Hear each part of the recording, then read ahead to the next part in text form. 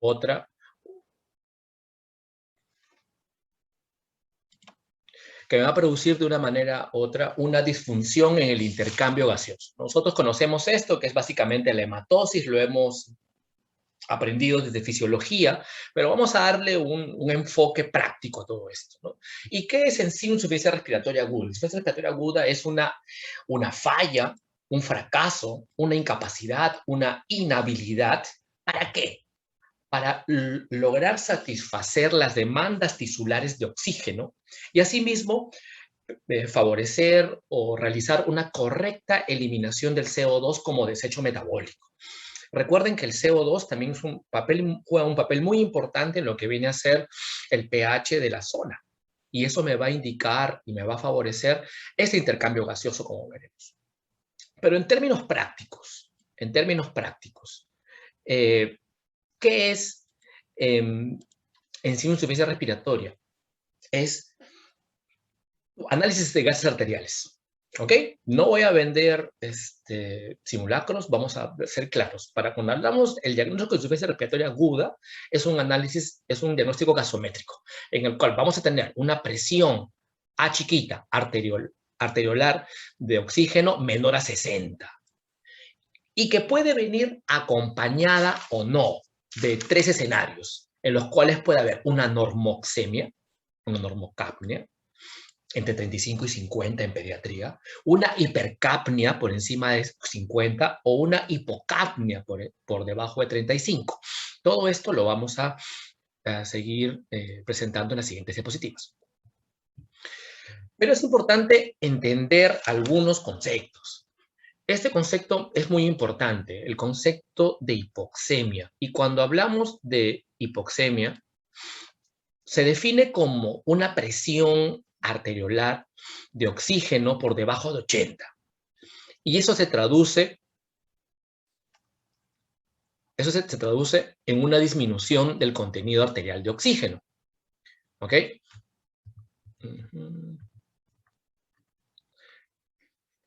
Y la cianosis puede ser su signo, tanto de la hipoxemia y la hipoxia, como vamos a ver más adelante.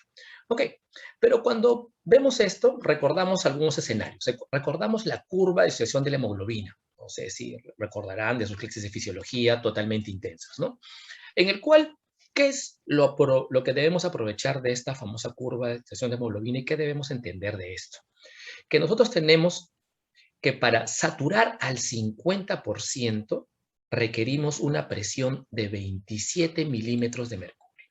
O sea, 27 milímetros de mercurio, ¿no?, se requiere para poder saturar el 50% de esta hemoglobina, como lo ven acá. Y esta hemoglobina va a ir ganando oxígeno, ¿no?, y dejando CO2 hasta saturarse completamente. Y vamos a tener dos grandes escenarios. Un escenario donde vamos a tener la sangre reducida que regresa de los tejidos, y otro escenario donde tenemos la sangre oxigenada que sale de los pulmones. Vamos a tener también dos zonas importantes. Una zona de máxima carga o pendiente, zona de descarga y carga. ¿A qué llamamos esto? Todo lo que está por debajo de 90. Todo lo que está por debajo de 90 es como si fuera una pendiente, como si fuera una caída libre, como si fuéramos a resbalar y a caer. O sea, rápidamente puede subir y bajar esta concentración, esta saturación de oxígeno. En cambio, a partir de 90 hacia arriba, tenemos una carga lenta, siendo específicos por encima de 95. Se hace cada vez más lento esta zona de meseta, esta zona de carga y descarga del oxígeno. Y eso se traduce en lo que viene a ser estas equivalencias, en las cuales hablamos de normoxemia, todo lo que está por encima de 80. ¿Y se traduce en qué? En una saturación de 95%. Estamos hablando a nivel del mar, ¿ok? Todo lo que está por debajo de 80, entonces, por debajo de 95, y recuerden sus guías de asma, donde está bien centrado esto, más aún las guías las guías australianas o las guías inglesas. Todo lo que es por debajo de 95, ellos utilizan ¿qué? Oxígeno, ¿no? Oxígeno, o sea, lo catalogamos como hipoxemia, ¿no? Todo por debajo de 94 y ahí es donde viene tu algoritmo entre nebulizar o inhalar, ¿no? En este caso estamos hablando de asma, en este caso estamos hablando de hipoxemia. Y tenemos luego otro concepto, el concepto de insuficiencia respiratoria. Habíamos dicho que por debajo de 60 milímetros de mercurio hablamos de insuficiencia respiratoria. ¿Y esto se equivale a qué? Se equivale a 90% de saturación. Puntos más, puntos menos, eso depende de muchos otros factores, pero hagamos un ejemplo teórico. Por lo tanto, al tener estos valores, vamos a recordar algunos conceptos de fisiología. Recuerden esta curva de asociación de la hemoglobina, recuerdan cuando la curva se va a la derecha, recuerdan cuando la curva se va a la izquierda, ¿no? ¿Qué es lo que sucede cuando la curva se va hacia la derecha? ¿No? Tenemos un ambiente rico en CO2. ¿Y dónde es un ambiente rico en CO2? En los tejidos, pues, en los tejidos, ¿no? Y por lo tanto, se encuentra un medio ácido, por lo tanto el pH disminuye y por lo tanto la curva de la afinidad de la hemoglobina disminuye por el oxígeno. Y esto lo conocemos como el efecto Bohr, ¿no? Acá tenemos un grafiquito, ¿no? En el cual en los tejidos por el efecto Bohr, ¿no? Viene por acá el CO2, ¿no? Lo saca de la hemoglobina al oxígeno, hace que se entregue este oxígeno a los tejidos y el CO2 ocupa su espacio.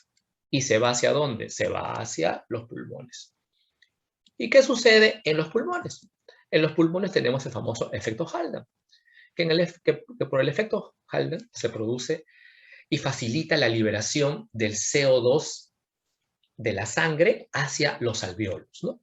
Acá tenemos este CO2 ¿no? Es desplazado ahora por el oxígeno lo bota y lo bota ¿hacia dónde? Hacia los alvéolos, ¿no? Y de esa manera se produce este famoso intercambio. Obviamente que es mucho más complejo que esto, ¿no? Pero a términos simples, recuerden siempre el efecto Bohr y el efecto Haldane. Tejidos y lo que viene a ser pulmones. Medio ácido y medio alcalino. CO2 abundante, CO2 disminuido. Y vamos a encontrar también otros mecanismos importantes, algunos conceptos, como el concepto de hipoxia.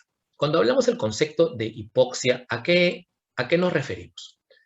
Nos referimos básicamente a lo que viene a ser la reducción del aporte de oxígeno en los tejidos. Como les explicaba, el signo por su excelencia es la cianosis. Pero esta puede ser dada por múltiples mecanismos.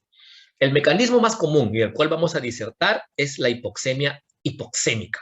Vamos a hablar estos mecanismos que hay acá, ¿no? Disminución de la FiO2, ventilación perfusión, sham, disminución de la difusión, hipoventilación alveolar. Tenemos el tipo, vamos a hablar del tipo hipoxémico. Acá tenemos 4 componentes. Tenemos el componente del pulmón, tenemos el torrente sanguíneo que viene a ser el gasto cardíaco, tenemos las hemoglobinas y tenemos el tejido. ¿Qué es lo que sucede en el mecanismo hipoxémico? En el mecanismo hipoxémico, voy a conectar el WhatsApp.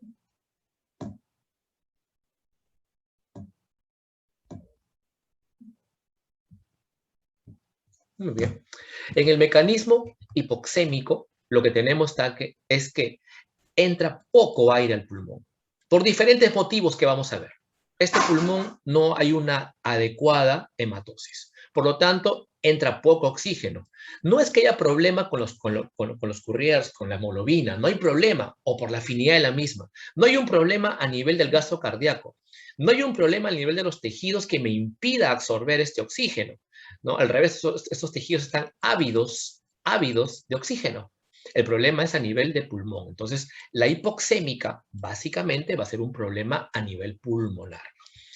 Cosa diferente que sucede en la hipoxia anémica, en la cual por una disminución de la hemoglobina o por diferentes tipos de hemoglobinas, por las famosas llamadas hemoglobinopatías, que hay problemas en la afinidad y problemas en el transporte, en el cual tenemos que el pulmón entra el oxígeno, como vemos acá, buena cantidad de oxígeno, El gasto cardíaco está perfecto, no hay ningún inconveniente. ¿Cuál es el problema? La cantidad de hemoglobina. La cantidad y la calidad. Por lo tanto, los tejidos se quedan con hambre de oxígeno. El otro mecanismo es el mecanismo de la hipoxia isquémica, en el cual hay un problema a nivel del gasto cardíaco, ¿no? Un shock, puede haber una hemorragia masiva, diferentes casos que el problema, o una falla de bomba, falla cardíaca, en el cual al pulmón entra oxígeno. O sea, el problema no es acá. Los Courier, las hemoglobinas, están presentes en cantidad adecuada y con afinidad adecuada. El problema es el gasto cardíaco, o sea, como que no hay esa corriente. Y los tejidos, pues, están con recontra hambre de oxígeno. Ese es el mecanismo de la hipoxia isquémica. Y el mecanismo de la hipoxia histotóxica lo encontramos en el cual el pulmón entra el aire, hay un adecuado gasto cardíaco, las hemoglobinas, tanto en calidad y en cantidad y en afinidad, están adecuadas y correctas, y el problema son los tejidos, como que hay un muro que los separa, ¿no? Acá vemos acá un muro que los separa, que impide que este oxígeno pueda ser tomado, ¿no? Eso lo podemos ver cuando hay cierta toxicidad celular, sobre todo por intoxicaciones por cianuro, problemas a nivel de las membranas, con el monóxido de carbono, asimismo intoxicación por cianuro, también, que me producen un fallo a nivel mitocondrial que me permiten o que me evidencian, ¿no?, este mecanismo de hipoxia y que podemos ver la cianosis central. Previo a hablar de insuficiencia respiratoria, tenemos que saber que existen diferencias fisiológicas entre el niño y el adulto. El niño, pues, como todos lo sabemos, es un ser en crecimiento. Por lo tanto, es un ser con un metabolismo mucho mayor que el que tenemos nosotros. Y algo más, que sus reservas metabólicas no son en la cantidad adecuada y asimismo no tienen la calidad de poder almacenarse de manera correcta en las cantidades necesarias. Por lo tanto, este pequeño tiene una mayor tasa metabólica, y al tener una menor reserva de la misma, menor reserva de glucógenos en el hígado, por lo tanto, ante cualquier noxa, ante cualquier enfermedad, ¿no?, o cualquier problema de insuficiencia respiratoria, va a tener una menor respuesta a la hipoxemia y a la hipercapnia, ¿no?, para favorecer esos mecanismos compensatorios y no logra hacer una adecuada homeostasis. Otro problema importante es el menor número de las unidades alveolares. Y no solamente es el menor número de las unidades alveolares, sino también es lo que viene a ser el desarrollo de la misma, lo que viene a ser la maduración de la misma. Nosotros tenemos los canales de Martin, los canales de Lambert y los poros de Kohn. Esto se consolida entre los 4 y 8 años. Estos son como bypass, permiten que el oxígeno entre, ¿no? Si acá tenemos, por ejemplo, una telectasia, tenemos acá una obstrucción, el oxígeno no podrá entrar por el canal de Martin, no va a poder entrar por este bronquiolo respiratorio, pero puede entrar por este canal de Lambert o puede entrar a través de los poros de Kohn. O sea, bypaseamos esos stops, bypaseamos aquellos lugares que se atelectasian. Por lo tanto, este pequeño, los niños, los lactantes menores sobre todo, fácilmente de un momento a otro, una atelectasia los puede llevar a una insuficiencia respiratoria aguda. Y de haberle pasado visita en la mañana y en la tarde y en la noche, estar intubando. Luego, otra característica principal es que el diámetro de la vía aérea inferior es mucho menor. Acá tenemos un ejemplo, y esto también lo tienen en el libro de Amerins, ¿no?, en el cual tenemos un lactante con un diámetro de su zona traqueal de 4 milímetros, en el cual, por lo tanto, si tiene 4 milímetros, el radio es 2, ¿no? El radio es 2, ¿no? Y el área o superficie de este círculo vendría a ser pi por r al cuadrado, o sea, sería 4pi. Pero si basta 1 milímetro de edema, por lo tanto el radio va a disminuir de 2 a 1 pi, por radio al cuadrado sería 1 pi, y miren cómo disminuye en un 75%. Y por fórmulas de resistencia, esta resistencia aumenta hasta en 16 veces. Es por eso que ustedes van a ver que los pequeños utilizan más musculatura accesoria, hacen quejido, hacen aleteo nasal, utilizan diferentes mecanismos para generar una mayor presión negativa para generar e ingresar oxígeno. ¿Ok? Ese es uno de los mecanismos, cosa que, por ejemplo, no pasa con el adulto, ¿no? El adulto que tenemos 8 acá, tenemos acá 4 pi, sería 16 pi, ¿no? Tenemos acá 1 milímetro de edema, sería 9 pi. ¿Disminuye cuánto? En un 44%. Pero la resistencia, por fórmula de resistencia, solamente aumenta 3 veces más. Cosa que en el lactante menor llega a aumentar hasta 16 veces más. Motivo por el cual estos pequeños son mucho más lábiles ante el edema, ¿no? Bronquiolitis, neumonías, ¿no? Bronconeumonías, PARS, ¿no? Todas aquellas enfermedades que se ven sobre todo en estos tiempos del COVID y los virus respiratorios. Otra característica también es que la tráquea, ¿no? La laringe es, es rectangular y a diferencia del lactante menor, que es como un trapecio invertido, ¿no? O sea, tiene menor diámetro, ¿no? ¿Qué otra diferencia tenemos también? Que los músculos respiratorios están menos desarrollados. Pues los pequeños es evidente, y más aún si tienes un paciente demasiado, tienes un paciente desnutrido, tienes un paciente con falla de Medro, ese paciente tiene pues menos musculatura, ¿no? Que ya per se, por ser un pequeño, tiene menos cantidad de musculatura desarrollada. Además, el tórax del pequeño es elástico, ¿no? Es más fácilmente deformable, más fácilmente colapsable, ¿no? Y en sí mismo también la estructura, ¿no? Trapezoidal que tiene, ¿no? A comparación de la estructura mucho más rectangular, ¿no? Otra característica, que el diafragma también es más corto, ¿no? En general, todo este mecanismo de fuelle, todo este mecanismo de caja torácica que funciona como una bomba, ¿no? Es mucho más lábil y mucho menos desarrollada que en el adulto. Rápido para acabar fisiología y entrar al tema de punto, es muy importante recordar esto. Nosotros tenemos el aire atmosférico. En el aire atmosférico, vean ustedes acá, el oxígeno afuera es 159, su presión, ¿no? Recuerden que el FIO es 20.9, ¿no? 21% alrededor. Pero ese gas me da una presión de 159 milímetros de mercurio. Pero recuerden que este aire tiene que pasar por todo el aparato respiratorio superior, inferior, y por lo tanto este aire se humidifica. Al humidificarse, entra mayor vapor de agua. Al entrar mayor vapor de agua, es desplazada, ¿no? Este vapor de agua asume presiones. Al asumir presiones, le tiene que robar a alguien. Le roba el nitrógeno y le roba el oxígeno. Por lo tanto, observamos acá cómo afuera tiene la presión de 159 el oxígeno, pero cuando llega al alveolo tiene una presión teórica de 104. Entre 100 a 104 vas a encontrar diferente bibliografía. Igual miren el CO2. El CO2 afuera tiene una presión de casi 0,3. 0,3 milímetros de mercurio. Casi no es importante. Pero recuerden que tiene que entrar por la vía aérea. Por la vía aérea pues se va a mezclar. Hay un CO2 de desecho que va a estar en el alveolo y va a estar en el aparato respiratorio inferior.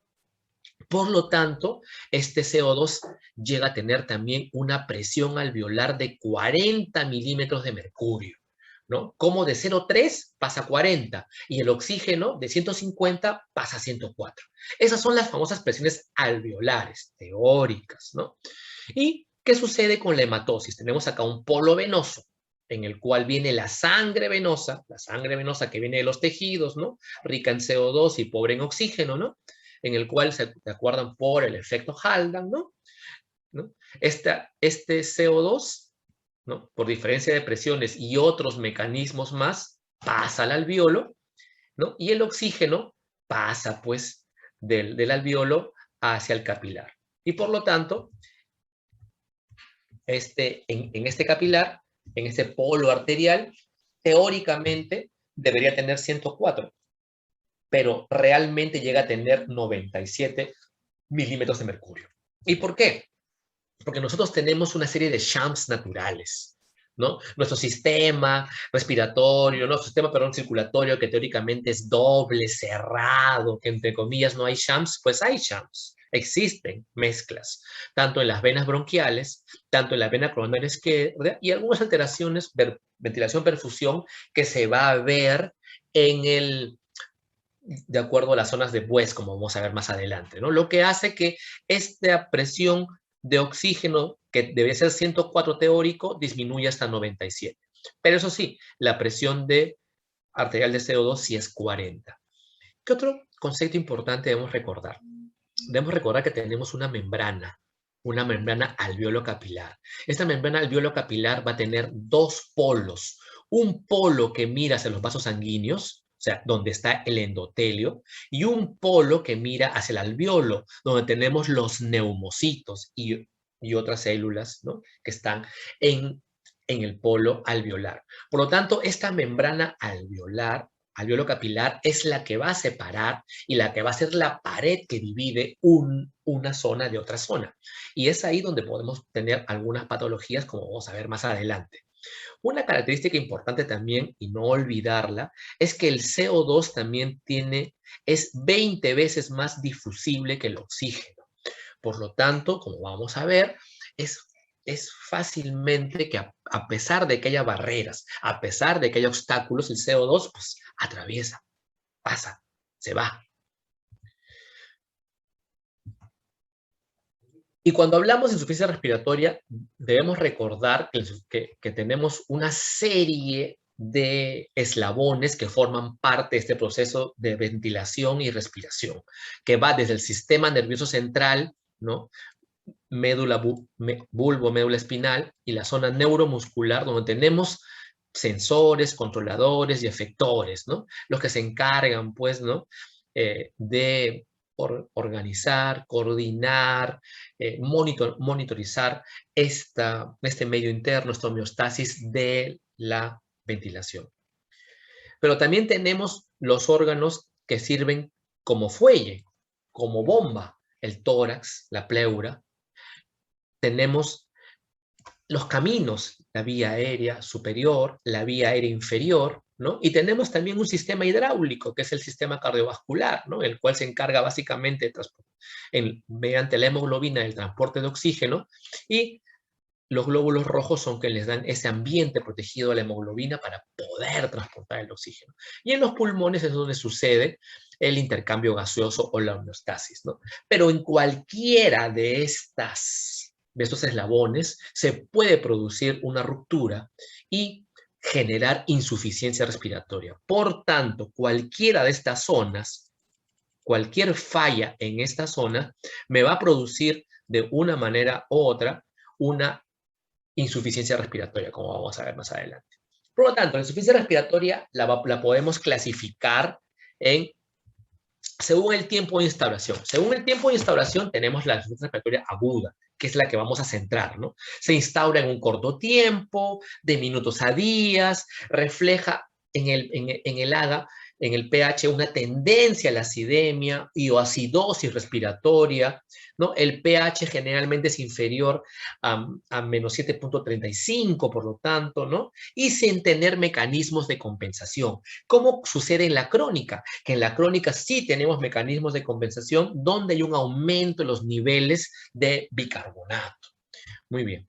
Luego tenemos las que vamos a centrar en esta disertación, las que deben ser por las características gasométricas. Y vamos a tener dos. Bueno, hay más, el tipo 3 y tipo 4, pero de esas no vamos a hablar. El tipo 2, el tipo 1 y tipo 2, que son la insuficiencia respiratoria hipoxémica y la insuficiencia respiratoria hipercápnica. Yo quiero que veamos acá, tanto la hipoxémica como la hipercápnica tienen hipoxemia. O sea, tienen la presión arteriolar de oxígeno menor a 60. Muy bien. ¿Y cuál es la diferencia entre la hipercápnica? Obviamente, si es hipercápnica, tiene el CO2 elevado, por encima de 50. Y otra característica también importante es el gradiente alveolo arterial. Cuando está incrementado, ¿no? Mayor a 20 es en general, pero en pediatría puede ser mayor a 4, mayor a 7, ¿no? De acuerdo a la edad, ¿no? Pero que recuerden en su mente, de entre 10 a 20, que es el gradiente del alveolo arterial normal, es correcto. Cuando está por encima de este valor de 20, hablamos de un gradiente alveolo arterial incrementado. Y cuando hablamos de un gradiente alveolo arterial incrementado, siempre en su mente tiene que aparecer pulmón. Y cuando hablamos de un gradiente alveolo arterial normal, o sea, menor de 20, tiene que aparecer en su mente extrapulmonar. Extrapulmonar. O sea que la patología no está en sí en el intercambio, en la hematosis pulmonar, sino está en algún otro eslabón de la cadena de este proceso de ventilación, respiración. Y también lo vamos a clasificar según el grado de severidad, ¿no? Acá vamos a hablar de unos conceptos, el concepto de PAFI o SAFI, que ya lo manejan probablemente más el PAFI, pero vamos a hablar también un poco del SAFI. Y de acuerdo a los valores de los criterios de Berlín, lo catalogamos en leve, moderado y severo, ¿no? Como vamos a ver más adelante. Por lo tanto, la insuficiencia respiratoria se puede dividir en dos grandes caminos. En una insuficiencia pulmonar, o sea, el problema es a nivel de los pulmones, ¿eh? Y un problema a nivel de la falla de bomba. Entonces, este es un problema a nivel extrapulmonar, o un problema a nivel del sistema nervioso central, de la médula, de lo que viene a ser la placa mioneural, de lo que viene a ser la caja torácica, lo que viene a ser la vía aérea superior. O sea, acá hay un problema cuando hablamos de falla de bomba. Por lo tanto, la insuficiencia pulmonar básicamente me va a dar insuficiencia respiratoria hipoxémica, o también llamada tipo 1. Y estas van a ser, como vamos a ver, disminución de la presión inspirada de oxígeno, puede ser causada por un desequilibrio de ventilación-perfusión, puede ser causada por un desequilibrio de ventilación-perfusión específico, el más común, el efecto sham, que es lo que generalmente vemos más en pediatría, y una alteración de la difusión. En la hipercápnica, donde hay un problema extrapulmonar, hay un problema de la falla de la bomba del fuelle respiratorio, ya sea porque hay una falta de comando, un inadecuado comando, o hay un problema a nivel de esta caja torácica, ¿no? Se va a dar por un aumento en la producción de CO2, vamos a ver más adelante cómo sucede esto, un aumento en el espacio muerto, y tanto la insuficiencia respiratoria hipoxémica como la hipercápnica comparten un mecanismo en común. Y este mecanismo en común es la hipoventilación alveolar. Vamos a ver un poco de esto en estas diapositivas. Vamos a hablar de los mecanismos fisiopatológicos de la insuficiencia respiratoria hipoxémica. Hay una disminución del FiO2. El problema está afuera. Es extrapulmonar, ¿no? El problema está afuera, el problema no está en el pulmón. Hay una disminución en el FiO2. Lo podemos encontrar, por ejemplo, en incendios, ¿no? En incendios, acá vemos, pobrecitos, se están quemando todo.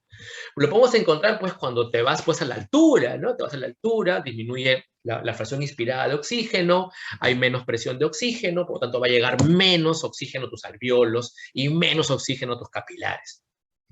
¿Qué más? En lugares cerrados, de repente, lugares en los cuales alguien pues se queda atrapado, ¿no?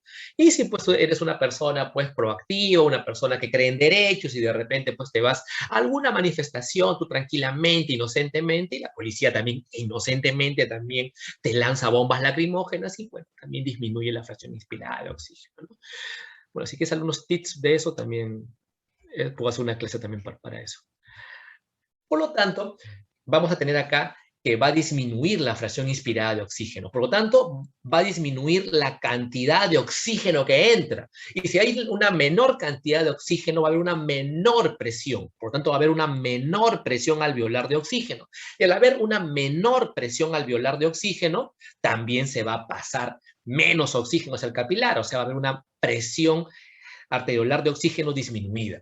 Y si algo disminuye, y lo otro disminuye, se mantiene esa gradiente. Por lo tanto, la gradiente alveolo-arterial se mantiene. Si disminuye en el alveolo y disminuye también en el capilar, cuando hagamos la gradiente va a ser también menor de 20, va a mantener esa disminución. Por lo tanto, te está hablando que es extrapulmonar, ¿no? ¿Y qué sucede? Por mecanismo compensatorio, ¿no?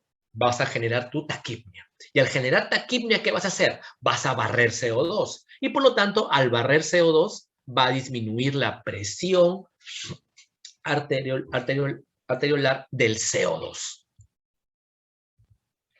Este mecanismo de hipoventilación alveolar te había dicho que tanto puede ser hipoxémico o hipercápnico, ¿no? O puede ser una mezcla de los dos. Pero sobre todo es hipercápnico. Es el principal mecanismo generador de insuficiencia respiratoria hipercápnica, en la cual, ¿qué sucede?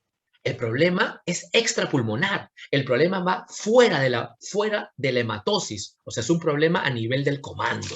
Tenemos un problema a nivel del comando. Acá tenemos un problema a nivel sistema nervioso, un problema neurológico, un problema a nivel sistema nervioso central, en el cual puede haber lesiones intracraneales, ¿no? Hemorragias isquémicas, puede haber medicamentos, una encefalopatía metabólica, ¿no? Puede haber también problemas a nivel de enfermedades neuromusculares, ¿no? Podemos tener, pues, trastornos musculares, miopatías, podemos también tener algún problema a nivel de lo que viene a ser problemas inmunológicos, ¿no? A nivel de las lesiones de los nódulos de Ranvier, ¿no? Como sucede en el síndrome de Guillain-Barré, podemos tener distrofias musculares, podemos tener botulismo, podemos tener miastenia gravis, ¿no? O problemas a nivel también de la pared torácica, ¿no? De la pared torácica, donde podemos tener, pues, un neumotórax, podemos tener derrames pleurales masivos, podemos tener pacientes con obesidad mórbida, ¿no? No es muy común en pediatría, pero últimamente vemos niños con un tipo de malnutrición específica que se llama obesidad, ¿no? Y luego también podemos tener patologías propias de la caja torácica, ¿no? Como el síndrome de Jung, o es un síndrome de tórax asfixiante, ¿no? Podemos tener parálisis diafragmáticas, ¿no? Podemos tener hernias diafragmáticas. En pediatría tenemos dos hernias que pueden ser incompatibles con la vida, ¿no? La que es de Morgani o la de Bodalev, ¿no? Que son neonatales, ¿no? Pero también tenemos otras hernias diafragmáticas que me producen en sí problemas de falla del fuelle, ¿no? Podemos tener trauma torácico, podemos también tener cuerpo extraño, ¿no? Que sobre todo a las guardias siempre, pues hay un pequeño que pues se crea alcancía, ¿no? Y por lo tanto, pues se ingiere algún tipo de cuerpo extraño, ¿no? Y eso me va a obstruir la vía aérea superior. Y al obstruirme la vía aérea superior me va a generar una hipoventilación alveolar. Por lo tanto, el oxígeno disminuye. Y si el oxígeno disminuye, la presión de oxígeno alveolar también va a disminuir. Y como va a pasar menos oxígeno, la presión arterial de oxígeno va a disminuir. Entonces el gradiente alveolo arterial se mantiene. Y cada vez que el gradiente alveolo arterial es normal, en tu mente, ¿qué tiene que aparecer? Extrapulmonar. Extrapulmonar. Te tienes que echar a buscar que el problema está fuera del problema pulmonar. No toda insuficiencia respiratoria es patología pulmonar. Y por un mecanismo, recuerda que en el caso anterior había una taquipnia, ¿no? Pero acá recuerda que el fuelle, que la caja torácica o quien comanda todo esto no está funcionando adecuadamente. Por lo tanto, hay tal vez no taquipnia, sino una bradipnia. Y se comienza a ¿qué? Acumular y acumular el CO2. Y por lo tanto, por más que el CO2 es recontra difusible, como no hay una adecuada exhalación del CO2, se va acumulando. Y esto es lo que tenemos, un aumento de la presión arteriolar de CO2. Muy bien. Problemas de alteración de difusión. Generalmente me dan un mecanismo hipoxémico. Tenemos estas imágenes, las cuales son clásicas, ¿no? Imágenes en vidrio deslustrado, imágenes que llegan a la pleura, ¿no? Esto, pues, en el mundo anterior podíamos pensar, pues, neumonías atípicas, ¿no? Ahora, hasta demostrar lo contrario, pues, son imágenes COVID, ¿no? Son imágenes COVID, ¿no? Son neumopatías intersticiales en general. La de moda, el COVID, ¿no? ¿Y qué es lo que sucede en este mecanismo de alteración de la difusión? El problema es un aumento en la grosor de la membrana alveolo-capilar. Recuerdan que las alteraciones de la difusión generalmente me dan patología crónica, ¿no? Patología crónica, ¿no? La que me da rápidamente una patología aguda puede ser el COVID, ¿no? Por lo acelerado que es. Y aún así, no es de horas y minutos, ¿no? Pero bueno, vamos a presentar un casito al final para poder discutir sobre eso. Entonces, ¿qué sucede? Sucede un aumento de la membrana alveolo-capilar. Y como sucede un aumento de la membrana alveolo-capilar, tenemos un stop. Tenemos un stop acá. Tenemos una pared que nos separa, ¿no? O sea, distancia que nos separa. El oxígeno entra de manera adecuada. Entonces, la presión alveolar es normal, pero no pasa el oxígeno, ¿no? Como decía el Gordo Casareto, no pasa, no pasa. Al no pasar, ¿no? La presión arteriolar de oxígeno va a disminuir. Entonces, si uno se mantiene y el otro se achica, esa distancia que los separa se agranda. Por lo tanto, la gradiente alveolar arterial se aumenta. Y cada vez que se aumenta en tu mente, ¿qué aparece? Extrapulmonar. Y por un mecanismo compensatorio de taquipnia, se barre el CO2. Ese es el mecanismo de la alteración de la difusión. El famoso efecto sham sanguíneo. El efecto sham sanguíneo, bueno, se supone que hay una mezcla de sangre. Nosotros en pediatría vemos bastantes shams, ¿no? Sobre todo congénitos, ¿no? Tenemos acá la imagen de una patología de Fallot, ¿no? En el cual, pues, ¿no? Hay una estenosis del infundíbulo, lo cual me genera, pues, un aumento de las presiones, y para vencer la presión se hipertrofia el ventrículo derecho, y para mantener la viabilidad se mantiene todavía el CIB permeable, ¿no? Y un cabalgamiento de la aorta como otra manifestación. Perfecto, esa es una cardiopatía congénita cianótica, ¿no? Es un SHAM congénito, pero nosotros vamos a hablar de SHAM adquiridos, en el cual, ¿qué sucede?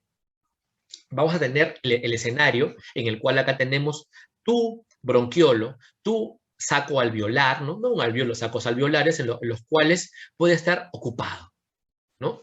Por ejemplo, virus sincitial respiratorio, ¿no? Me produce sincitios, ¿no? Me produce sincitios, ¿no? Me produce sincitios. O una neumonía, ¿no? O una bronquitis, ¿no? O una bronquitis.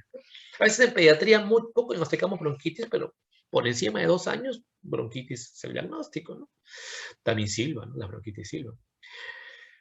Muy bien, entonces tenemos acá un mecanismo en el cual hay un taponamiento, hay una lesión y sucede un colapso de esa vía respiratoria. ¿Cómo se llama eso? Se llama atelectasia. Pero también podemos tener otros mecanismos, un mecanismo en el cual se ocupa. Se ocupa por detritus, se ocupa por sangre, se ocupa por lo que viene a ser cualquier tipo de compuesto, como veremos acá, ¿no? Este mecanismo de ocupación, acá tenemos, pues, ¿no? Tenemos un PARS o un edema agudo del pulmón, puede ser líquido, podemos tener pus, podemos tener lo que viene a ser moco, ¿no? Como las bronconeumonías, neumonías, podemos tener sangre, como por ejemplo una hemorragia pulmonar, ¿no? La cosa está que al final hay un obstáculo acá, hay una pared. Una pared. El oxígeno entra, la presión alveolar es normal. El oxígeno entra, ya sea por shams, por donde sea, el oxígeno busca cómo entrar. Pero esta pared hace que disminuya el pasaje de oxígeno y por lo tanto la presión arteriolar disminuye. Si la presión alveolar se mantiene y la presión arteriolar disminuye, se produce un gradiente, se produce un aumento, ¿no? Se produce una distancia que los separa. ¿Y cómo se llama eso? Es una gradiente alveolar aumentada propio de la patología pulmonar. Y por mecanismo de compensatorio, la presión arteriolar de CO2 va a disminuir. Recuerda que el CO2 es difusible, no le importa el obstáculo que hay ahí, igual pasa, ¿no? El CO2 es 20 veces más difusible. Muy bien. Recuerdan que eso también se da, ¿no? Los mecanismos compensatorios, ¿no? A través de los canales de Martin, los canales de Lambe y los poros de Koch. Luego tenemos otro mecanismo que es el desequilibrio ventilación-perfusión, ¿no? El desequilibrio ventilación-perfusión es el mecanismo de insuficiencia respiratoria aguda más frecuente en niños y vamos a tener 3 situaciones en sí, en el cual tenemos una relación ventilación-perfusión que es 0, que es el famoso efecto Shant, ¿no? En el cual hay una ausencia de ventilación en algunas zonas, la sangre pasa, pero no se oxigena, ¿no? ¿Por qué? No hay aire, no entra aire a esa zona, ¿no? La sangre pasa, pero no se oxigena, ¿no? Eso se da por una ocupación alveolar, que puede ser por una hemorragia, puede ser un edema agudo de pulmón, puede ser neumonías, ¿no? Bronconeumonías, ¿no? Y por más que administres oxígeno, no aumenta grandemente. Luego, el otro mecanismo que tenemos es una relación perfusión que va hacia el infinito, que es la llamada espacio muerto, en el cual hay zonas del pulmón bien ventiladas, pasa el aire, pero no están adecuadamente perfundidas, ¿no? Por ejemplo, no es muy común en pediatría, pero puede ser de repente el tromboembolismo pulmonar, pero lo podemos ver en las fases de un shock, ¿no? De un shock que por más, ¿no? Que puede entrar aire, puedes tú bombear aire, puedes tú bolsear, puedes tú hacer represión positiva que entre aire, pero si no hay un adecuado gasto cardíaco, no se va a generar hematosis. No se va a generar hematosis. Eso vendrían a ser los dos extremos, ¿no? Entre ambos podemos encontrar algunas patologías, ¿no? En el cual hay un cierre parcial de la misma, ¿no? Como por ejemplo, las patologías sobre todo de vía respiratoria bronquial, ¿no? Las bronquiolitis y a veces el asma. Pero también este mecanismo lo podemos ver en las famosas zonas de Bues, ¿no? En las zonas de Bues, ¿no? En las partes superiores, ¿no? Vemos zonas bien ventiladas, pero poco perfundidas. Y en las zonas inferiores vemos zonas bien perfundidas, pero poco ventiladas, ¿no? En cambio, en las zonas centrales vemos equilibrio, ¿no? Estos son los famosos shams, ¿no? Shams naturales, en los cuales, motivo por el cual, ¿no? Disminuye la presión alveolar de oxígeno. Y por lo tanto tenemos ante estos mecanismos, tanto la disminución del FiO2, la hipoventilación alveolar, la alteración de la difusión, el SHAM, desequilibrio ventilación-perfusión, vamos a tener algunos escenarios, ¿no? En el cual en la gran mayoría hay una buena respuesta al oxígeno, excepto en el efecto SHANT, donde no hay muy leve respuesta ante la oxigenoterapia. Muy bien, un poquito de hipercápnica, ¿ya? Vamos a hablar, ¿no? En el cual, ¿qué me causa hipercapnia? Un aumento en el espacio muerto, ¿no? Un tromboembolismo, como hemos visto, un asma severa, ¿no? Una obstrucción de la vía aérea superior, ¿no? Un cuerpo extraño, ¿no? Un aumento del espacio muerto, ¿no? Hipoventilación, ¿no? Generalmente causada por un problema a nivel del trastorno del sistema nervioso central, un trastorno neuromuscular o un trastorno en la caja torácica. O aumento en la producción del CO2, como sucede en la fiebre, en la sepsis o en la estirotoxicosis. Todo esto me causa ¿qué? Me va a causar ¿qué? Hipercapnia. Y cada vez que tenemos hipercapnia, vamos a tener dos grandes caminos. Y generalmente se va a ir a este camino. Generalmente. Un gradiente alveolo arterial normal. Porque recuerden, les he dicho que cada vez que el gradiente alveolo arterial está normal, es extrapulmonar. Depresión del centro respiratorio, enfermedades neuromusculares o obstrucción de la vía superior. Es el mecanismo básicamente hipercápnico.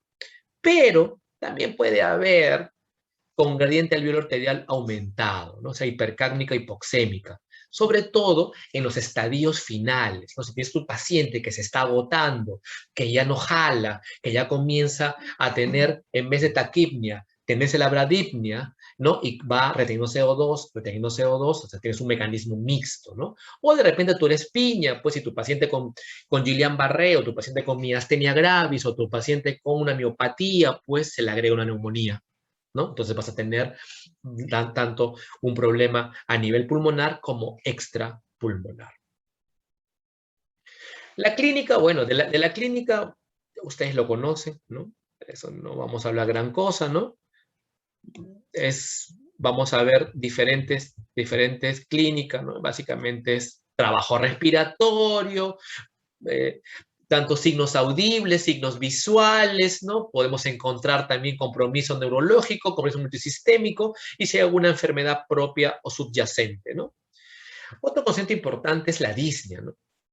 Cuando hablamos de insuficiencia respiratoria en general, la disnea es el mecanismo, la disnea es el síntoma por excelencia, pero eso es en el mundo de los adultos, pues.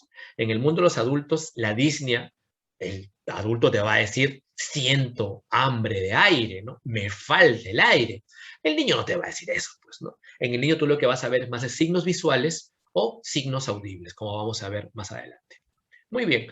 En la clínica podemos diferenciar en dos grandes caminos. Cuando es el mecanismo hipoxémico, hipoxémico, básicamente el problema, vamos a ver características respiratorias, ¿no? Vamos a ver un aumento de la frecuencia respiratoria y uso de musculatura accesoria. Muy bien. Y de acuerdo a la severidad, vamos a poder observar otros signos más, ¿no? Tanto características neurológicas y características finales, como vienen a ser arritmia, bradicardia, hipotensión o cianosis, ¿no? Que podemos observar cuando la saturación de oxígeno teóricamente está por debajo de 75, dicen algunos. 80, dicen otros, ¿no? En cambio, en la hipercápnica, el mecanismo es básicamente, la sintomatología es básicamente neurológica. Recuerda que hay una retención de CO2. Vamos a tener básicamente somnolencia, podemos tener dificultad para el hablar, miosis, cefalea, ¿no? Inclusive disminución de la conciencia, ¿no? Y luego, si es que el mecanismo es un mecanismo de obstrucción de la vía respiratoria alta, podemos encontrar estridor o sibilantes, ¿no? Muy bien. Y vamos a encontrar una característica importante, ¿no? Cuando hacemos la evaluación, es como si fuera como un shock caliente, extremidades calientes. El diagnóstico lo hacemos mediante la historia clínica, el examen físico, la saturación, saturometría y AGA, imagenología, exámenes de laboratorio y otras de acuerdo a cada patología que nos estamos enfrentando, ¿no? ¿Cuáles son las formas de medir la oxigenación? Las formas de medir la oxigenación lo vamos a dividir en estas 5, que es lo que vamos a aprender acá. Muy bien. La oxigenación podemos medirla mediante el oxígeno disuelto en el plasma, ¿no? Que viene a ser aproximadamente el 3%. ¿No? Y lo hacemos a través del análisis de gases arteriales, ¿no? En el cual encontramos la presión arterial de oxígeno, ¿no? Que es la forma y gol estándar de diagnosticar insuficiencia respiratoria. Muy bien, y tenemos sus valores normales, ¿no? Por encima de 80 les había dicho que equivale a 95 de saturación, y por debajo de 80 hablamos de hipoxemia. Muy bien, es directo, pero es invasivo, ¿no? Y cada vez tendemos a hacer menos AGAs, ¿no? Y la idea es hacerlo, ¿no? Menos AGAs. Y el oxígeno que viene unido a la hemoglobina. Y eso lo encontramos a través de este aparatito, y a ustedes les debe pasar como a nosotros nos pasa, en los cuales los familiares ya vienen y te dicen, doctor, doctora, mi hijo está saturando bajo, mi hijo está saturando 90, 92. Como esto se ha difundido por el COVID de una manera, pues, inmensa, ¿no? Ya no es una palabra vacía decir saturación de oxígeno en la población general. La población general ya entiende ese concepto e incluso lo maneja con estos aparatitos. Y eso es medimos lo que viene a ser la oxihemoglobina a través de la pulsiometría, ¿no? Con una monitorización transcutánea, es una medición indirecta y no invasiva, ¿no? ¿Dónde lo hacemos? ¿No? Hay algunas revisiones que me hablan que tienen que ser, básicamente lo han hecho en los pacientes con la mano dominante, mano derecha, generalmente en el primer dedo y en el tercer dedo. En esos son los que mayor acercamiento han tenido a una presión alveolar de oxígeno al hacer la cuantificación. Pero no existe realmente un lugar específico. En la mayoría de series dice la mano derecha, porque es la mano dominante, en el primer dedo o en el tercer dedo. Por lo tanto, cuando hablamos de IRA, ¿cómo vamos a hacer el diagnóstico? Obviamente, vuelvo a repetir, el diagnóstico es a través de un AGA, pero vamos a acercarnos al IRA a través de otras formas, ¿no? Mediante una gasometría arterial, para ver qué, severidad, PAFI, Me va a dar también algunos criterios de cronicidad, porque en el AGA tú vas a ver bicarbonato, inclusive puedes ver tú también hemoglobina. ¿Qué vas a encontrar? Una presión arteriolar de oxígeno menor a 60. Por lo tanto, vas a tener dos caminos. Que esté acompañada, ¿no? Que no tenga hipercapnia, por lo tanto, va a tener una presión arterial de CO2 menor a 50. Eso se llama una insuficiencia respiratoria hipoxémica o parcial o tipo 1.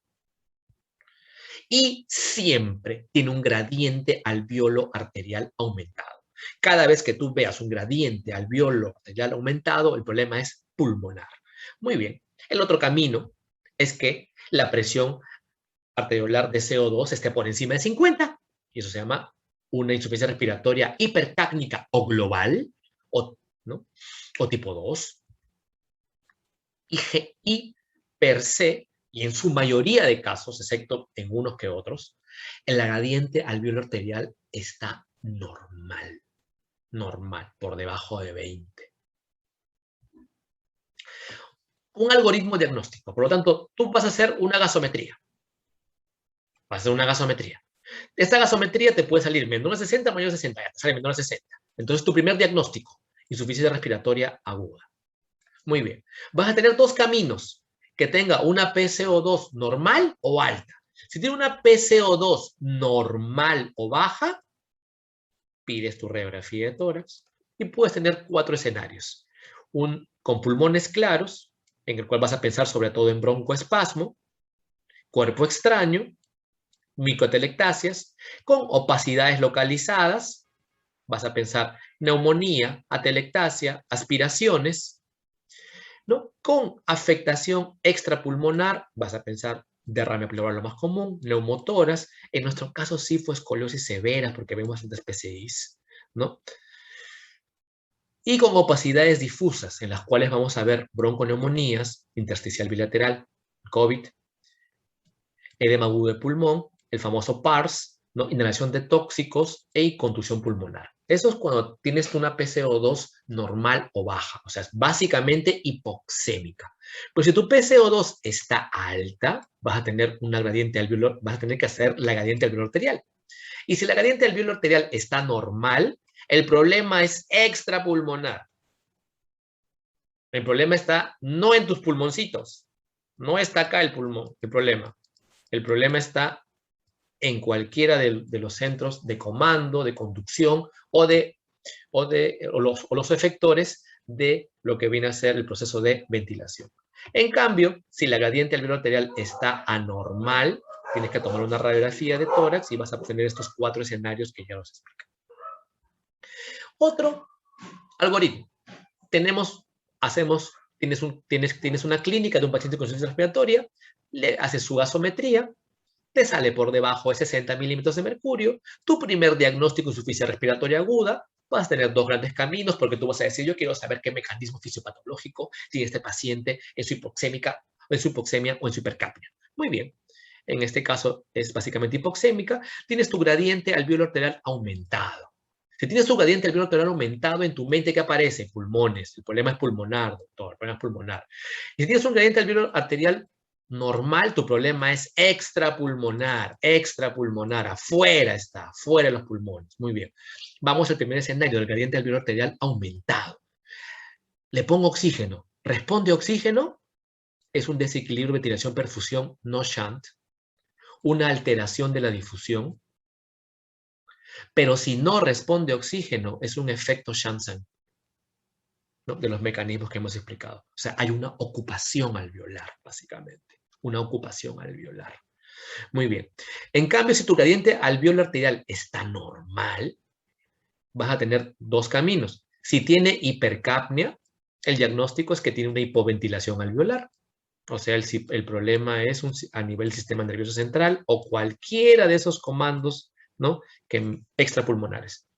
En cambio, si tienes normo o hipocapnia, el problema ¿dónde está? En una disminución del FiO2, ¿no? Ese paciente es altura, ese paciente puede ser, viene un incendio, ese paciente estaba encerrado, ¿no? En un lugar, ¿no? O sea, esos son tus mecanismos para tú hacer tu diagnóstico fino fisiopatológico. El tratamiento se va a basar en 5 grandes pilares. En el apoyo oxigenatorio al paciente, garantizar la ventilación alveolar, tratamiento etiológico de insuficiencia respiratoria, prevenir las complicaciones y tratar los signos agregados a este cuadro. ¿Okay? Algo de Mafalda, siempre lean Mafalda, amigos y amigas, ¿no? Siempre es liberador. Solo leer nos hace libres. Esto sé que han tenido una clase, así que voy a avanzarlo rápido. Vamos a hacer un abordaje. Ahora vamos a llevar toda la teoría a la práctica. Ahorita vamos a hacer un abordaje inicial pediátrico. ¿Esto es para piso o esto es para emergencia? Muy bien. Y esto centrado sobre todo en la emergencia. Vamos a tener que este abordaje inicial pediátrico se divide en 4 componentes. Y es el famoso triángulo de evaluación pediátrica, que lo veo en sus historias clínicas, ¿no? Que tiene 3 grandes lados o 3 grandes aristas, también quieres llamarlo así, en el cual vamos a ver, ¿no? Lo que era la ectoscopía, pero una ectoscopía dirigida, ¿no? Recuerda que la ectoscopía básicamente era, ¿no? Era aparente, la ectoscopía era un signo de gravedad característico y la ectoscopía era grave o no grave. Eran tus 3 parámetros que tú tienes en ectoscopía. Ya, la ectoscopía fina es el triángulo de evaluación pediátrica, en el cual vas a evaluarme la apariencia, el trabajo respiratorio y la circulación cutánea. Pero eso es rápido, segundos. Luego vas a hacer la evaluación primaria o el ABCDE. Vamos a ver un poco más de esto más adelante. En el cual, centrado en insuficiencia respiratoria, signos vitales. Frecuencia respiratoria, saturación de oxígeno. Luego lo que viene a ser la evaluación secundaria. Vamos a ver. Y esta evaluación secundaria, tú estás en emergencia, estás en urgencia, tienes que hacer un acrónimo rápido, ¿no? El paciente lo está topiqueando. Lo está topiqueando, así que haces tu acrónimo SAMPLE. Vamos a ver también eso un poquito más adelante. Acá sí hay un examen exhaustivo un poquito más fino, ¿no? De pies a cabeza, ¿no? A la vez que vas preguntando, vas examinando. O si son 2, uno va preguntando y otro va examinando. Y luego la evaluación terciaria, ¿no? Donde todos queremos llegar y decir, eureka, lo encontré, es el diagnóstico, esto es lo que tiene mi paciente. Por lo tanto, vamos a tener 2 grandes escenarios. Un escenario en el área de emergencia y un escenario en el paciente hospitalizado. Y vamos a llevar todo lo que hemos hecho en la teoría, vamos a llevarlo a la práctica. Y vamos a hablar de saturación, SAFI, oxigenoterapia, AGA, PAFI, y luego el paciente, vamos a ver si requiere imágenes o el paciente se va a UCI o se queda con nosotros en piso. Cuando tenemos el triángulo de evaluación pediátrica, acá tenemos un pacientito, ¿no? Vamos a verlo rápidamente. ¿No? Vamos a ver el paciente, ¿no? Vemos que el paciente tiene un aumento del trabajo respiratorio, tiene uso de musculatura accesoria, inclusive se ve aleteo nasal, inclusive el paciente como que no está conectado, ¿no? O sea, hay un problema a nivel del aspecto, ¿no? En el cual vemos una pobre reactividad, ¿no? Sobre todo, ¿no? No responde, ¿no? Entonces, está alterado el sistema nervioso central. Vemos también la patología respiratoria, tanto los ruidos patológicos o lo que viene a ser los signos audibles, ¿no? Sobre todo el estridor, ¿no? O quejido, o sibilancias, ¿no? ¿Cuántos pacientes hemos tenido que vienen silbando literalmente?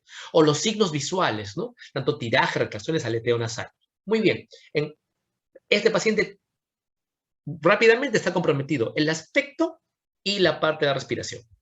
Por lo tanto, tú vas a tener 3 grandes escenarios. Estoy centrando en IRA. Vamos a tener 3 grandes escenarios. Un escenario número 1, un escenario número 2 y un escenario número 3. El escenario número 1, en el cual tú lo veo poner como diagnóstico, síndrome de dificultad respiratoria. El escenario número 2 no es un síndrome, pero hay que llamarlo, ya vamos a llamarlo síndrome de fallo respiratorio. Y el escenario número 3, todos acabamos ahí. Un paro respiratorio y luego un paro cardiopulmonar. Muy bien, 3 escenarios. Nuestro paciente, ¿qué está alterado? ¿Está alterada la apariencia? Sí, está alterada la apariencia. ¿Nuestro paciente está alterado la circulación cutánea? No, pues no. Vemos que no está alterada la circulación cutánea. Perdón. No está alterada la circulación cutánea. Muy bien. ¿Hay trabajo respiratorio? Pues sí hay trabajo respiratorio. Por lo tanto, tu paciente, ¿qué tendría? un síndrome de fallo respiratorio o un fallo respiratorio. Está alterada la apariencia, está alterado el trabajo respiratorio. O sea, ese paciente tú estás diciendo tópico, tópico, lo estás tópico. Muy bien. Esa es la evaluación primaria. Esa es la evaluación del triángulo. Ahora vamos a la evaluación primaria o la ABCD. Esto lo vamos a hacer, vamos a ver lo que viene a ser, ¿no?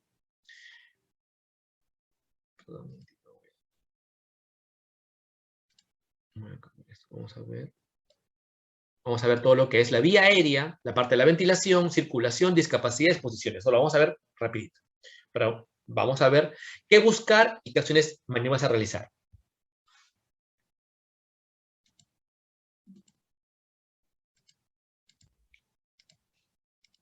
Muy bien. Luego vamos a tener la evaluación secundaria o el acrónimo SAMPLE, ¿no? En el cual vamos a ver signos y síntomas, vamos a ver alergias, vamos a ver medicamentos, antecedentes personales, última ingesta y eventos. Acá están todos los que vamos a ver. Acá tenemos un caso clínico, vamos a hacerlo práctico. Este paciente les llega emergencia, ¿no? Madre entra gritando y llorando al establecimiento de salud, ya, la emergencia del niño, y refiere que su niño tiene fiebre, ¿no? Todos tienen fiebre, siempre vienen por fiebre, y respira agitando. Y es más de las 8 de la noche y tú no lo vas a mandar a COVID, ¿no? Paciente ingresa llorando a tópico de emergencia. Muy bien. Entonces tienes este pacientito. Tenemos un paciente en el cual escuchamos un quejido, ¿no? Y tú le estás diciendo, lo estás mirando, ¿no? Y de repente ves que un rato se conecta contigo. Un rato se conecta contigo, ¿no? Muy bien. Otra vez vemos, ¿no? El paciente tú lo colocas, ¿no?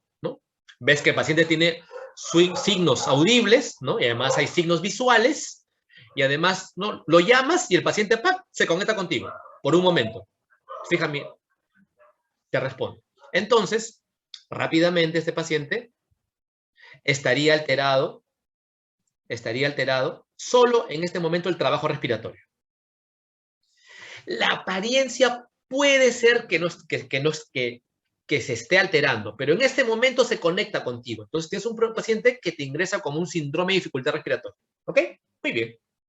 8 o 10 segundos, no gastamos más. Entonces, ¿qué vas a hacer tú? Lo estás llevando, ¿no? Y el paciente, vamos a buscar la evaluación primaria. Muy bien. Vía aérea, ¿no? Lo llevas, ¿no? Te parece a ti, tú lo estás topiqueando de repente, ¿no? Tú lo ves, no te parece que esté bien, ¿no? Quejido lo estás llevando. Muy bien. Entonces, ¿qué vas a buscar? Pues estridor, sibilancias, muy bien. ¿Qué vas a realizar? Posicionar cabeza, succión. Ok, encuentras en nuestro caso, nuestro bebito, encuentras respiración rápida y quejido. ¿Qué vas a hacer? Posicionar cabeza, succionar, ¿no? Vía aérea, ¿hay un problema ahí? Muy bien. Pasas a B, ventilación. ¿Qué vas a buscar? Frecuencia respiratoria, vas a auscultar, vas a ver algunos oximetría de pulso. Muy bien. Ves que hay un politiraje. Frecuencia respiratoria de 45, satura 92% y auscultas crépitos en 2/3 de mi tórax derecho. Muy bien. Diagnóstico hasta ahorita, hipoxemia. Tratamiento, uso de dispositivos de oxígeno, oxigenoterapia. Y este concepto, el SAFI, que en tu mente ya puedes ir calculando. ¿Ok? Vamos a ir viendo eso. O sea, hasta acá ya estás haciendo lo que siempre haces. Doctor, ponle oxígeno. Sí, pero vamos a cientificar eso. ¿Ok? Si puedo verbalizar, si puedo hacer verbo esa palabra. Muy bien. Circulación. Vamos a evaluar, ¿no? Frecuencia, ritmo, llenado capilar, todas las cosas que tú haces, ¿no? Acá hay taquicardia, ¿no? Hay pulso, hay llenado capilar, piel tibia, y en tu mente, ¿no? Coloco vía endovenosa, lo voy a hidratar, ordeno a la licenciada que canalice una vía periférica, vas a buscar discapacidad. Acá vas a hacer una escala, la escala que tú quieras, la escala que tú manejas, el ADBI, la escala de Glasgow, escalas rápidas. Acá tú evalúas si el paciente está o no está conectado contigo. Exposición, lo que vas a evaluar son lesiones aparentes, ¿no? Quemadura, no sé, pues, trauma torácico, temperatura, ¿no? Y te está con fiebre tu paciente y haces un manejo de hiperpirexia. Hasta acá, tú ya vas manejando a tu paciente. Tú vas indicando. No ha pasado ni 3 minutos y vas indicando cosas. Muy bien. Entonces, tu primer manejo es oxigenoterapia. Y la oxigenoterapia es aportar concentraciones de oxígeno por encima del 21%. ¿Y cuáles son los objetivos de la oxigenoterapia? Incrementar el oxígeno en los alvéolos. Y si incrementas el oxígeno en los alvéolos, ¿qué vas a aumentar? La presión alveolar. Y al aumentar la presión alveolar, ¿qué vas a aumentar? La presión arteriolar del oxígeno. Es una manera indirecta de aumentar las presiones. Muy bien. Por lo tanto, vas a buscar reducir el trabajo respiratorio y por lo tanto también vas a buscar disminuir el trabajo cardíaco, ¿no? Recuerda, ¿no? Que presión arterial es igual, ¿no? A gasto cardíaco por resistencia vascular periférica. Gasto cardíaco es igual a frecuencia cardíaca por fracción de eyección. Muy bien, listo. Esto es lo primero que vas a buscar disminuir. Muy bien. Entonces, ¿qué vas a usar? Dispositivos de eliminación de oxígeno. Obviamente, lo haces, pero bajo 5 principios, que es dosificado. Tú mandas, tú dices qué vas a usar. Es continuo. Nosotros no lo hemos gozado, doctores, pero de repente algunos de ustedes que han trabajado antes, el año pasado, en lugares donde no había oxígeno, ¿no? Salían. Literalmente se acabó el oxígeno el año pasado. Controlada, ¿no? Es supervisada por una persona que sepa y tenga las indicaciones correctas y sepa manejar estos cuadros. Humidificada, obviamente, pero a veces he visto que cuando estamos muy estresados nos olvidamos de esto o esta agüita no tiene. Temperada, ¿no? El oxígeno, pues al pasar por el agua, algo gana de temperatura. Vamos a tener dos tipos de mecanismos. Los mecanismos de bajo flujo o concentración variable y los sistemas de bajo flujo que utilizamos. Cánula binasal, máscara de oxígeno y máscaras de reservorio. En el hospital, ¿cuál hay? En el hospital tenemos una máscara de reservorio, ¿no? De no reinhalación. O sea, tenemos una muy buena. ¿Ok? Tenemos una muy buena. Y los sistemas de alto flujo, que es la mascarilla tipo Venturi, ¿no? Que es la mascarilla tipo Venturi. Muy bien. La oxigenoterapia o bajo flujo lo utilizamos básicamente a través de cánula binasal. Ojo, en pediatría, en lactantes menores, en lactantes mayores, cuidado con lesionar la mucosa, hasta 3 litros. ¿No? Yo veo que a veces ponen 5 litros. A ver, pues aguanten un día con oxígeno 5 litros. Recuerdan que están produciendo una lesión de este epitelio, ¿no? Y enseñan a las licenciadas de enfermería también, o a sus internos, ¿no? En pediatría utilizamos el oxígeno de manera diferente. Si ya queremos usar 4 litros o 5 litros, utilicemos un casco cefálico, ¿no? Utilicemos una máscara simple, dependiendo de qué escenario estás, ¿no? Tú quieres, si es un niño más grande, un adolescente, no sé, es un niño, pues es eh, un escolar que tolera, ¿no? Puede llegar hasta 5 litros, ¿no? Y cada uno de estos me está dando determinada cantidad de fío teórico, Muy bien, la máscara simple que lo utilizas, ¿no? Utilizamos máscaras hechizos en el hospital, lamentablemente, y que me va a dar un fío 2 de determinada cantidad, tanto de 40 a 60 de fío, me lo da de acuerdo a la cantidad de litros que utilice cada uno de nosotros. Recuerden, si van a utilizar máscara de oxígeno, doctores, no utilicen a 3 litros, a 4 litros. Requieren mínimo 5 litros para poder expulsar ese CO2, que no se retenga ese CO2. Si tú porque lo vemos en los pisos, ¿no? Ay, doctor, lo he destetado. Claro, con la máscara de oxígeno lo has bajado a 10, a 8, a 6, a 5, ¿no? A 3 y ya tienes a 1 con tu máscara de oxígeno. No. Si vas a bajar, si vas a destetar, tienes que utilizar cada mecanismo que se requiera a determinado flujo que utilizamos. Y luego las famosas máscaras de reservorio. Las famosas máscaras de reservorio que utilizamos en el hospital tenemos con sin sistema de reinhalación, que me puede dar hasta 90%, y algunos dicen ya los más teóricos hasta 100%, ¿no? Hasta un 90% de fío me puede dar una máscara de reservorio sin reinhalación, que tiene el hospital. Bueno, esto ya lo han vivido ustedes, lo que vivimos en el COVID. Muy bien, conceptos.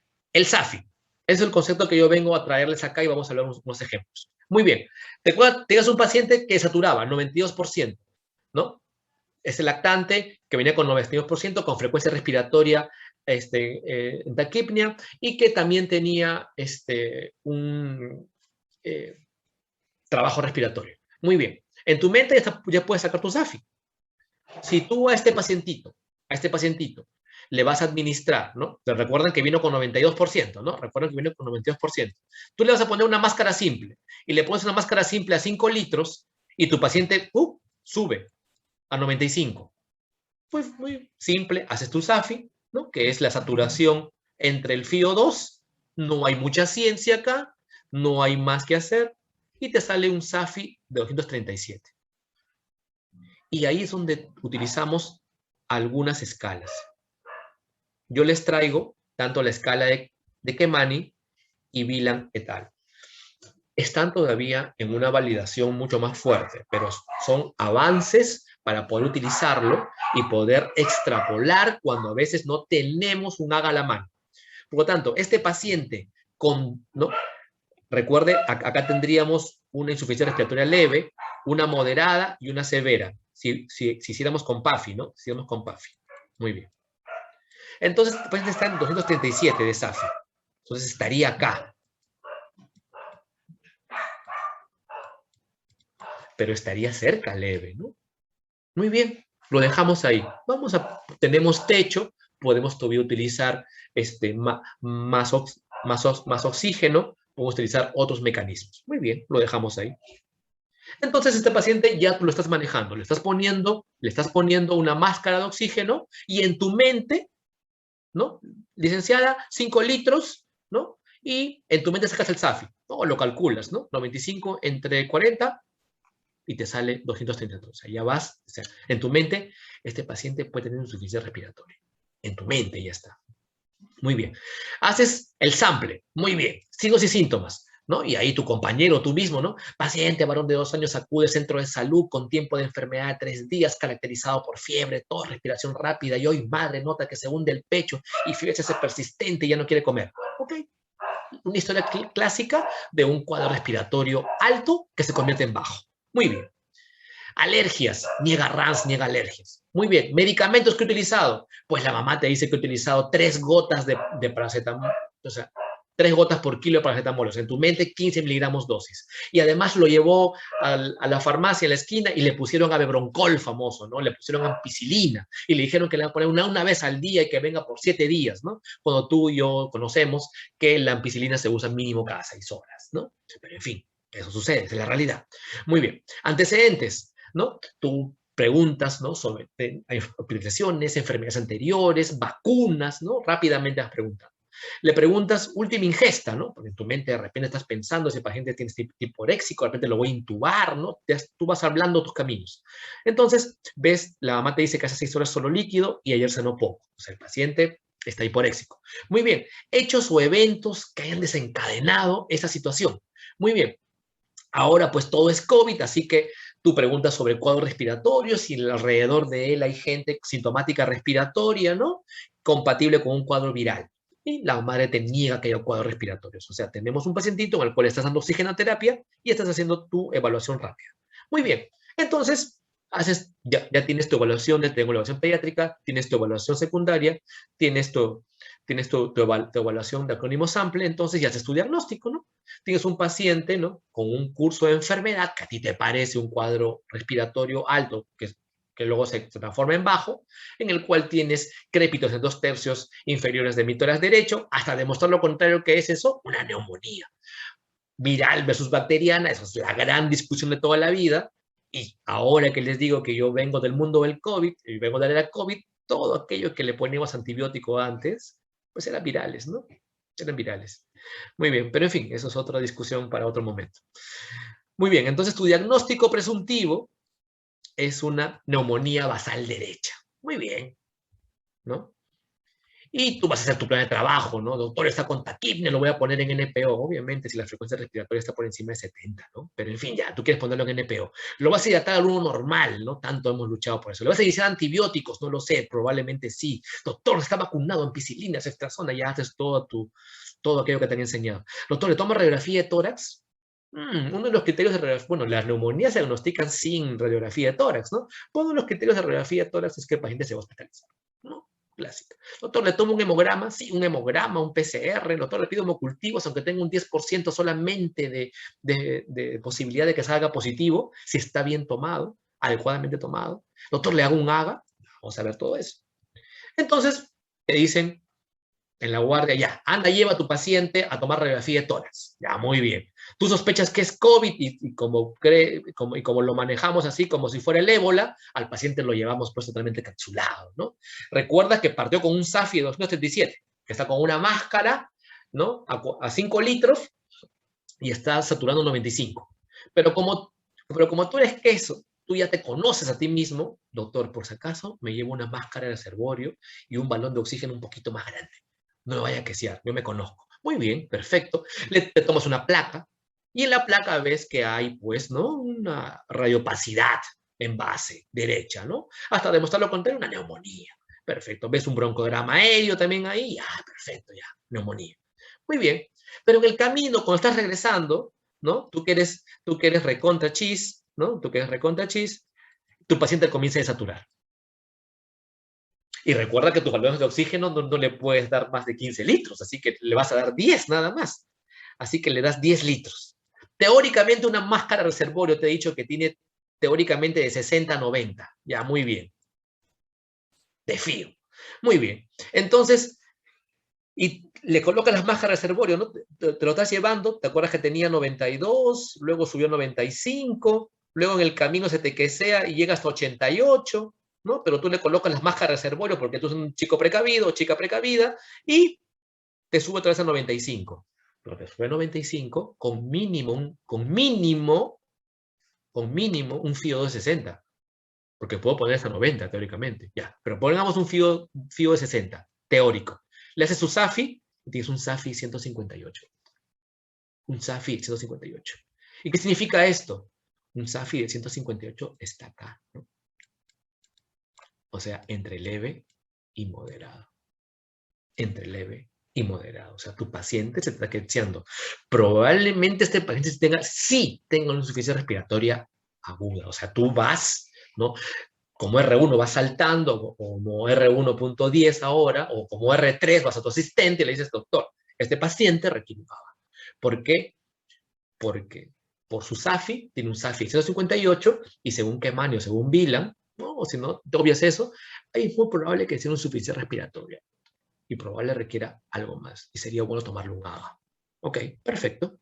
Muy bien, el concepto de PAFI ya lo conocen, un índice de Kirby, no voy a hablar mucho por ahí, pero te ganaste tu AGA. Ya, muy bien, ya que tomarle AGA, ya le tomarás AGA. Después de media hora de haberlo hincado al pobre pequecito, le sacas el AGA. Muy bien. Ojo, ya pasó media hora, ¿no? Muy bien. Entonces le sacas el AGA. Muy bien. El FIO, con un FIO de 60, recuerda, me sale con un pH siempre agudo con tendencia a la acidemia. Muy bien. Una presión arterial de oxígeno de 55, o sea, es menos de 60, ya tienes tu primer diagnóstico. Una presión de CO2 por debajo de 50, o sea, no es hipercápnica. Y un bicarbonato de 22, o sea, está dentro de lo normal, ¿no? No hay fenómenos de compensación, o sea, no es crónico. Y ahí le sacas tu PAFI. Le sacas tu PAFI, ¿no? 55 de 60 por 100, te sale 91. Recuerda que habías tenido tu SAFI que te salía 158 y ahora te sale tu PAFI 91. Entonces tu paciente, ¿no? Ahora sí, ¿no? Lo catalogas, y lo catalogas como ¿qué? Como una insuficiencia respiratoria aguda severa. Severa. ¿Ok? Muy bien. Pero tú quieres más, doctor. Yo quiero diagnosticar qué mecanismo fisiopatológico tiene mi paciente. Muy bien, vamos a hacer la gradiente alveolar arterial. Perfecto, ¿no? Doctor, yo sospecho que es extrapulmonar, probablemente. No sé, yo le veo que tiene una cara tiene heliótropo, tiene de repente, no sé, algunas lesiones de Gotham, ¿no? O sea, te parece, pues, no sé, otra cosa más, una miopatía inflamatoria de repente. Muy bien, entonces esa es tu gradiente alveolar arterial, ¿no? Y la gradiente alveolar arterial es la presión arterial, perdón, alveolar menos la presión arterial, ¿no? Y eso tiene sus fórmulas. Y de acuerdo a la altura que estás, ¿no? Acá te pongo los valores para que tú los coloques de acuerdo a la altura que vas a trabajar o la altura en que estás. Muy bien, la presión alveolar es la presión inspirada por la presión barométrica menos la presión de agua por la presión de CO2 arterial entre una constante. Muy bien. Acá están los valores, es reemplazar, nunca cambia la presión de agua, la presión barométrica sí va a cambiar de acuerdo al nivel de altura que estás, y el cociente 0,8 tampoco va a cambiar. Muy bien. Tu pacientito, que acá lo teníamos ahí, el que se queció contigo ahí llevándolo a tomar su radiografía, ¿no? Su presión alveolar es lo que tú no sabes, eso lo vas a calcular, porque la presión alveolar sí la tienes, acá está, del AGA, 55. Muy bien. Entonces, tu presión alveolar la vas a, la vas a calcular, ¿no? El FIO, 0,6, por la presión barométrica, bueno, la presión de agua, ¿no? Entre menos 45, que es la presión de CO2, que acá lo tienes también en el AGA, entre el 0,8. Muy bien. Multiplicas, divides, elevas a la potencia, haces todo tus sumas y cálculos nivel uni. Muy bien, y te sale una presión alveolar de 271. Reemplazas y al ojo te sale que es una presión por encima de 20. Entonces, es un problema pulmonar o extrapulmonar, es un problema pulmonar, ¿no?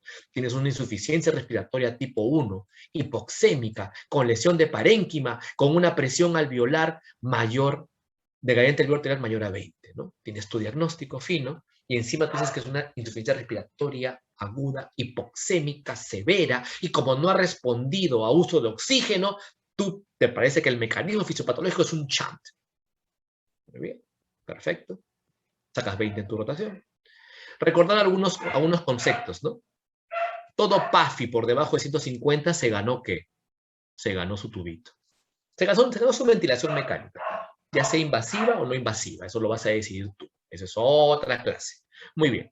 Obviamente, todo paciente que se ha ganado su tubito es un paciente que tiene un Glasgow de 8, un PAFI 150, compromiso respiratorio persistente, compromiso circulatorio persistente, vía aérea obstruida, ¿no? Vía aérea no sostenible, parada respiratoria. Todos son los criterios para que ese paciente se gane su tubito, tú hagas tu secuencia rápida de intubación y a ese paciente lo lleves a una ventilación mecánica. Muy bien. Ahora, en base al algoritmo, hacemos nuestro paciente. El paciente, ¿no? Criterios clínicos. A ti te pareció una insuficiencia respiratoria. Inclusive, doctor, yo dudé si era un síndrome de dificultad respiratoria o era un síndrome de fallo pulmonar, pero más parecía un fallo pulmonar. Le toma su gasometría, ¿no? Has visto que su SAFI, ¿no? En base a tu SAFI, en base a tus conceptos, tú estás viendo y exiges que se le tome un ABA y te lo ganas. Muy bien. Entonces te sale por debajo de 60, ¿no? Muy bien. Te sale por debajo de 60. Entonces tu primer diagnóstico, insuficiencia respiratoria aguda. Muy bien. Ves si tiene una presión arterial, pero una presión arterial de CO2 por debajo de 50. Lo tiene, normal. Muy bien. Entonces, sin miedo al éxito, le tomas su radiografía de tórax y te sale con opacidades localizadas. O sea, este paciente o es una neumonía, una telectasia, una aspiración, una hemorragia alveolar o una hemorragia alveolar localizada. Muy bien. Hasta ahí tienes tu diagnóstico en base a este algoritmo.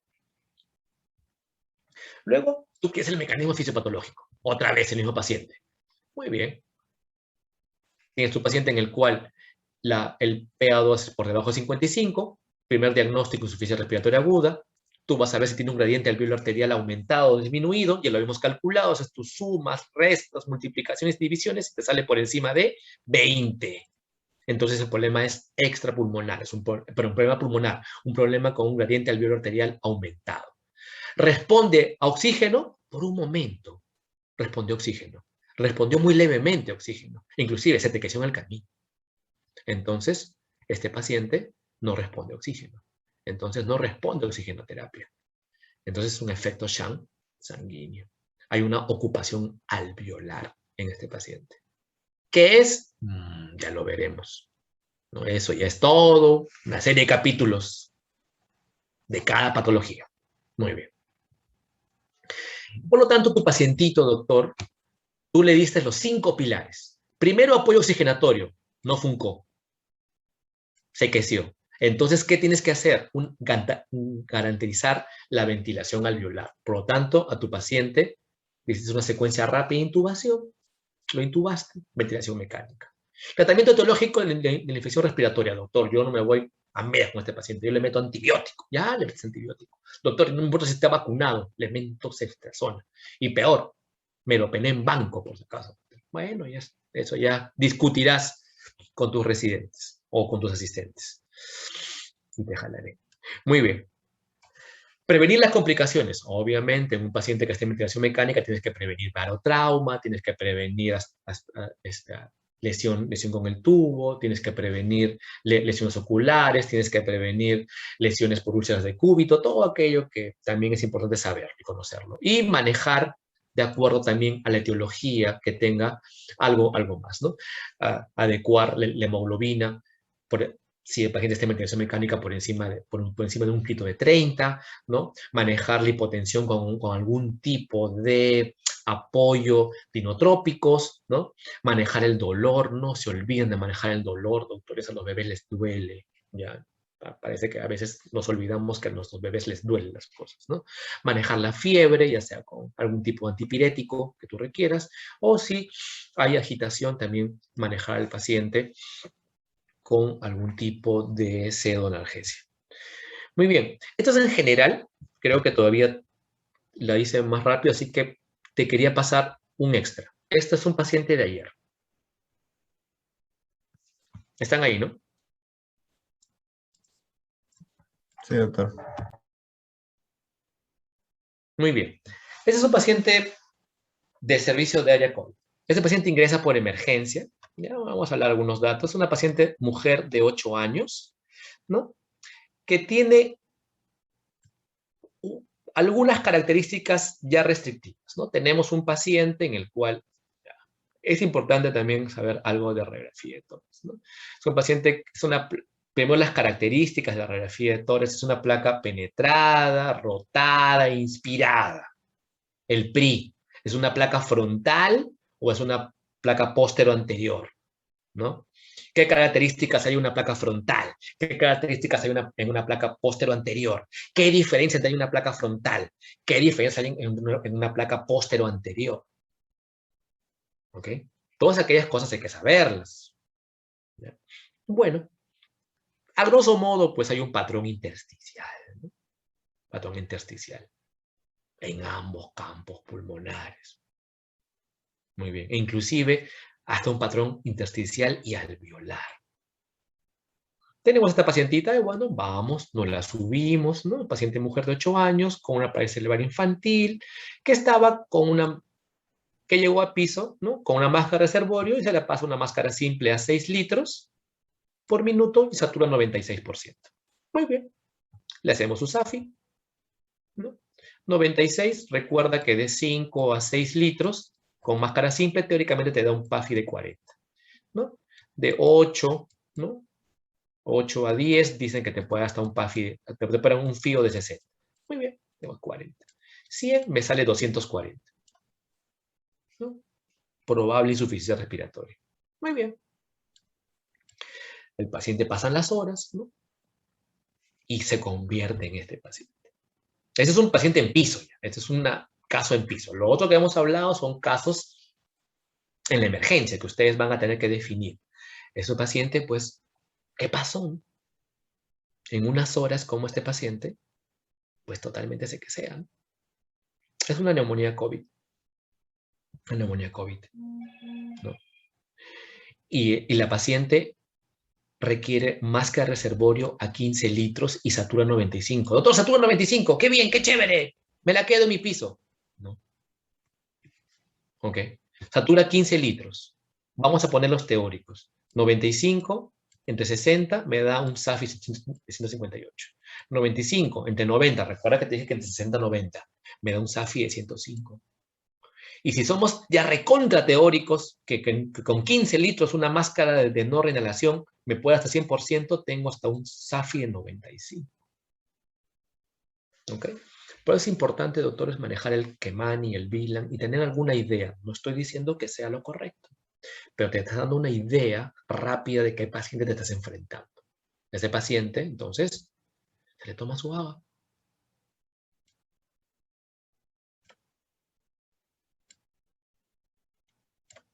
¿No? Entonces tendríamos ¿cuánto? Para hallar su PAFI, sería 62. Ya, teórico ya, doctor, le ha dado lo máximo, 90, ¿no? 62 entre 90, no sé si alguien me ayuda, bueno, lo puedo hacer a la vez también. 62 entre 90, igual. 0,68, doctor. Sí, 68, ¿no? 69. Tendría entonces un PAFI 69. Menos de 150, estás pensando que hacer tu secuencia rápida de intubación. Siempre con tendencia a la acidemia, les he dicho, lo agudo. Siempre con un bicarbonato todavía no alto, porque un bicarbonato alto está hablando de crónico. Todas aquellas características que no solamente tienes que ver en el AGA. Un cuadro agudo te da una tendencia a la acidemia. Un cuadro agudo te está hablando de un bicarbonato dentro de parámetros normales.